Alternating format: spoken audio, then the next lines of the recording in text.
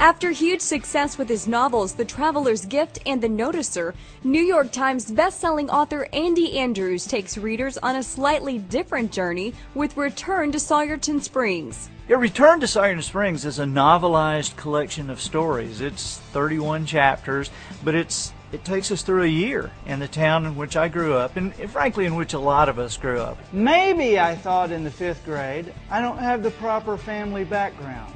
So I told everyone that Elvis Presley was my uncle. And the lessons in the book are subtle, and so people are using this book now as a way to say, hey, read this, it's a funny book, and people love it, and then when they love it, they say, here's another thing this guy wrote. Andy describes the book as a mostly true tale filled with love, learning, and laughter. It's just funny. I mean, it's a funny book. And the dog says, I've come to get the man that shot my paw.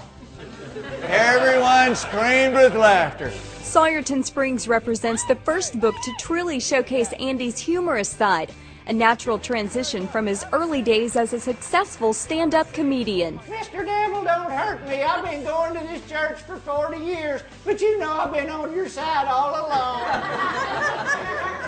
We didn't have so many of the fears that we have now, and so many of the doubts about our lives and about our children and our relationships. The collection of stories in the book continue a theme in Andy's literary style, learning lessons from the past and applying them today to make the world a better place. More than anything, our country at this time needs to return to a time when we valued each other, when we watched out for each other's kids.